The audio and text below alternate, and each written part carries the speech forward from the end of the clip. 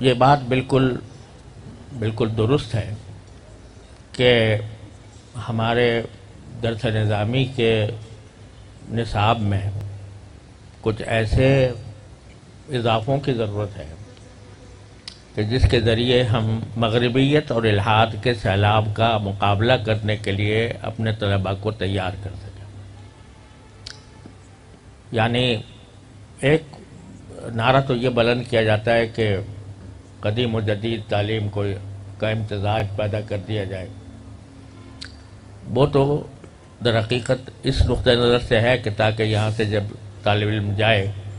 تو وہ سرکاری مناصب تک پہنچے، سرکاری عہدوں تک پہنچے۔ تو یہ تصور تو ہمارے نزدیک درست نہیں ہے کہ اس کا موضوع ہی تبدیل کر دیا جائے درس نظامی کا۔ لیکن ایک عالم کو بحیثیت عالم اپنے زمانے کے جن حالات سے باخبر ہونا چاہیے اور اپنے زمانے کے حالات میں وہ دین کو مؤثر انداز میں دوسروں تک پہنچانے کا جو سلیقہ ہونا چاہیے وہ پیدا کرنا بڑا ضروری ہے۔ آج سے میں نے جب وفاق المدارس کی صدارت کی ذمہ داری مجھ پر آئی تو میں نے وفاق المدارس عربیہ کے جو مختلف عاملہ کے اجلاسات شروع سے ہوئے ہیں ان سب کی حالات میں، ان سب کی قراردادوں کو میں نے پڑھا تو اس میں وفاق المدارس عربیہ کے اصل جو صدر، سب سے پہلے صدر تھے حضرت علامہ شمس الافغانی صاحب رحمۃ اللہ علیہ، ان کی ایک تقریر میں نے پڑھی، اسی مجلس عاملہ میں انہوں نے تقریر کی تھی، اور اس کا حاصل یہ تھا کہ آج کی دور کا سب سے بڑا فتنہ وہ مغربیت ہے، یہ لفظ انہوں نے استعمال فرمایا تھا۔ اور وفاق المدارس عربیہ کو یہ چاہیے کہ اپنے نصاب و نظام کو اس طرح بنائے کہ اس میں مغربیت کی طرف سے جو سیلاب آیا ہوا ہے اس کا مقابلہ کرنے کی استعداد طلبہ میں پیدا ہو۔ یہ آج سے گویا تقریباً وہ سمجھو کہ 50-60 سال پہلے حضرت علامہ شمس الافغانی صاحب رحمۃ اللہ علیہ نے یہ بات فرمائی تھی،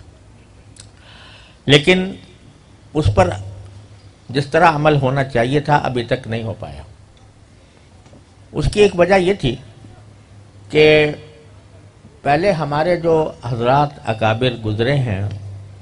جنہوں نے یہی درس نظامی پڑھا ہے تو وہ اتنی دقت نظر کے ساتھ پڑھا تھا اور اس طرح اس کو اپنے اندر سمویا تھا کہ اس میں ایسے اصول خود بخود ان کے ذہن کے سانچے میں آ گئے تھے جن کو مد نظر رکھتے ہوئے دنیا کے ہر اعتراض، ہر شبے کا جواب ہو سکتا تھا۔ اب اگر آپ حضرت نانوتوی رحمۃ اللہ علیہ کی رسائل پڑھیں، دیکھیں حضرت نانوتوی جو کچھ تحریر فرمایا یا جو تقریریں کی تھی، تو اگر ان کو دقت نظر سے پڑھا جائے تو اس میں ان موجودہ مغربیت کے فلسفوں کا جواب موجود ہے۔ اسی طرح حضرت حکیم الامت مولانا شبری صاحب تھانوی رحمۃ اللہ علیہ کی جو رسالہ ہے الانتباہات المفیدہ، جو ہمارے ہاں داخل درس بھی ہے، اس کو اگر ٹھیک طرح سمجھ کر پڑھا جائے تو اس میں تمام یہاں تک کہ نئے پیدا شدہ اعتراضات کا بھی جواب موجود ہے، یعنی اس کے اصول بتا دیے گئے ہیں۔ تو وہ حضرات اس کو کافی سمجھتے تھے، لیکن اب ایسی صورتحال پیدا ہو گئی ہے کہ گویا یہ بھی کتابیں بس ایک سرسری انداز سے پڑھ لی اور پڑھا لی جاتی ہیں اور ان کے اندر جو دقائق یہاں ہیں اور ان کی تطبیق جس طرح موجودہ افکار کے اوپر ہو سکتی ہے اس کی تفصیلات میں جانے کا یا تو استعداد نہیں ہے یا اس کی تعلیم و تربیت اس قدر نہیں ہوتی۔ لہذا ضروری ہے کہ ہم اپنے نصاب کے اندر ایسی چیزیں شامل کریں جو اس مغربیت کے سیلاب کا مقابلہ کرنے کے لیے اپنے طلباء کو تیار کیا جا سکے، اور اس کے لیے الحمدللہ کام شروع ہو چکا ہے، اور ہمارے وفاق کے تحت ایک نصاب کمیٹی ہے، تو اس میں یہ بات اس کو سپرد کی گئی ہے کہ وہ نصاب کا اس پہلو سے جائزہ لے کر، اور اس میں جہاں بعض چیزیں ایسی ہیں جو اب غیر ضروری ہو گئی ہیں، مثلا منطق جو ہے، جو پرانی پہلے کسی زمانے میں ہم نے تو ملا حسن بھی پڑھی تھی، اور ملا حسن کے بعد پھر آگے جا کر پتہ نہیں میر زاہد رسالہ خدا جانے کیا کچھ پڑھایا جاتا تھا. اس کے بعد پھر سلم تک نوبت آ گئی، پھر اب سلم بھی چلی گئی، بیچاری بال قطبی رہ گئی، تو وہ اس طرح تک بات پہنچی ہے. لیکن بہرحال ضرورت اس بات کی ہے کہ ان مضامین کو جو غیر ضروری ہیں ان کو مختصر کیا جائے، اور اس میں